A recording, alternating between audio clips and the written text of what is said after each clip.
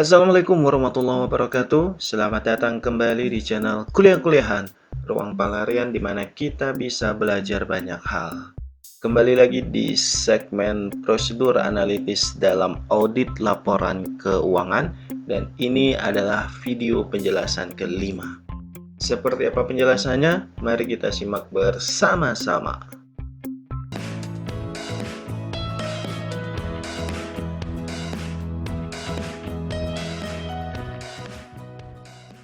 Selanjutnya dalam hal penentuan materiality, teman-teman, kita perlu mempertimbangkan faktor-faktor atau basis atau tolak ukurnya apa.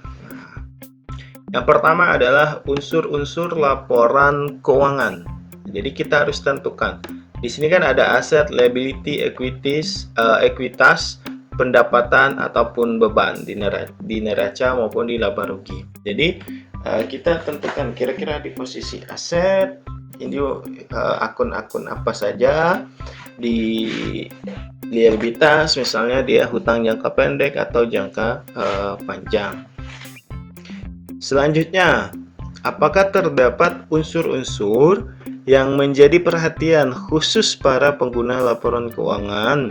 Contohnya apa? Ya, contohnya untuk tujuan pengevaluasian kinerja keuangan, pengguna laporan keuangan cenderung akan fokus lebih kepada laba, pendapatan maupun aset bersih. Jadi kurang fokus mereka pada hutang ataupun modal, sehingga akun pada liabilities maupun akun modal bisa saja terjadi penyimpangan maupun kesalahan dalam hal penyajian.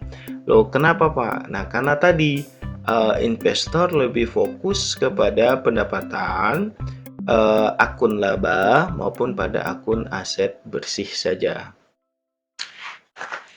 Selanjutnya adalah sifat entitas, posisi entitas dalam siklus bisnisnya dan industrinya, serta lingkungan ekonomi yang ada di dalamnya. Nah, itu bagaimana tuh lingkungannya? Mendukung atau tidak? Atau ada misalnya suatu industri secara performance bagus, oh ternyata secara environment nggak bagus, jadi bisa menyebabkan bencana alam ataupun yang lainnya. Selanjutnya yang terakhir atau yang keempat adalah struktur dari kepemilikan dan pendanaan entitas. Itu seperti apa? Apakah ini milik perseorangan atau ini milik dari beberapa pihak atau ini milik publik dengan kepemilikan saham misalnya. Nah, jika pendanaan sebuah entitas hanya dari hutang dan bukan dari ekuitas, maka teman-teman, pengguna laporan keuangan akan lebih menekankan kepada aset dan klaim atas aset tersebut daripada pendapatan entitas. Nah, kenapa? Karena kemungkinan seluruh hasil dari overall aktivitas itu pembagiannya akan lebih besar untuk proses pembayaran kewajiban. Nah, kalau kita lihat teman-teman di sini penentuan materialitasnya berdasarkan perspektif dan expectation of the user of financial statement.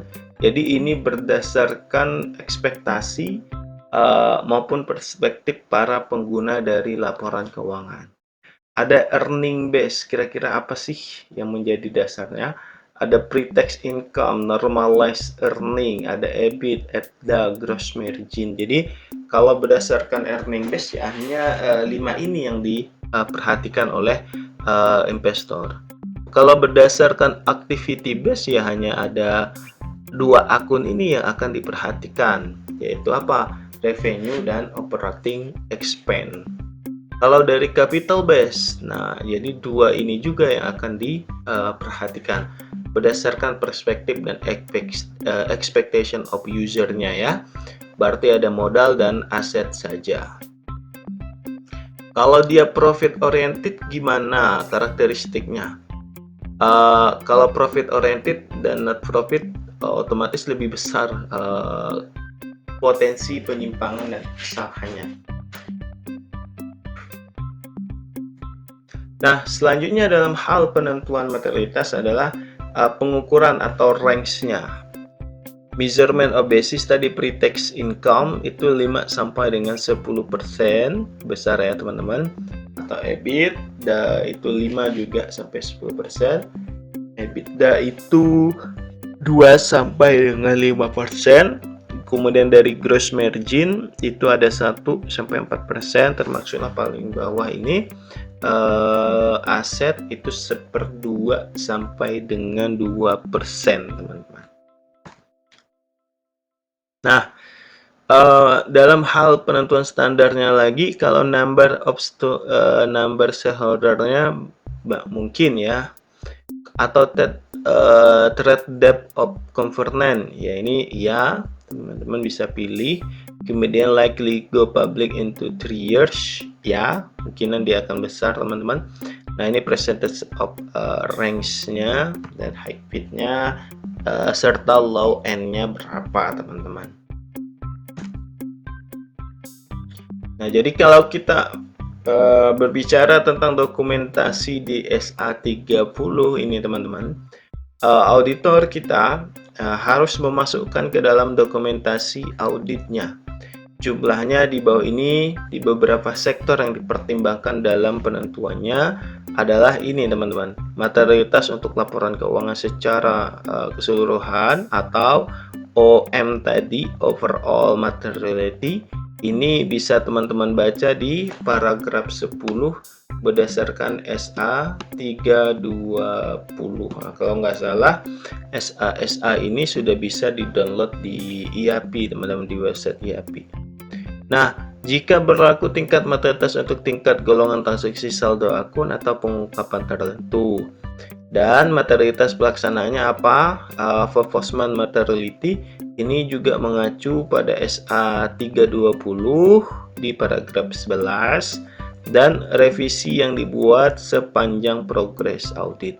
Nah, ini juga ada di SA 320 di paragraf 12 dan 13. Jadi pada intinya teman-teman, simpulannya adalah materialitas ini bukan sesuatu yang absolut, lebih kepada hal yang relatif dan sangat membutuhkan professional judgment. Dan satu lagi kata kuncinya, bahwa tingkat materialitas ini bisa direvisi, dibuat berdasarkan progres dari proses audit yang kita lakukan. Nah, bisa saja sebelum atau di tahap perencanaan tingkat materialitasnya tinggi, tapi setelah kita melakukan proses audit, kita coba bandingkan dengan bukti, kita recalculating lagi, oh ternyata tingkat materialitas ini bisa kita terima pada level yang ditentukan atau yang di level rendah, sehingga itu menjadi tidak berguna lah, atau sedikit manfaatnya. Begitu teman-teman. Baik teman-teman, demikian penjelasan saya kali ini. Mudah-mudahan bisa menjawab dari keingintahuan teman-teman. Sampai bertemu di video-video saya selanjutnya. Jangan lupa like, komen, dan subscribe, serta share agar yang lain bisa tahu. Bye-bye.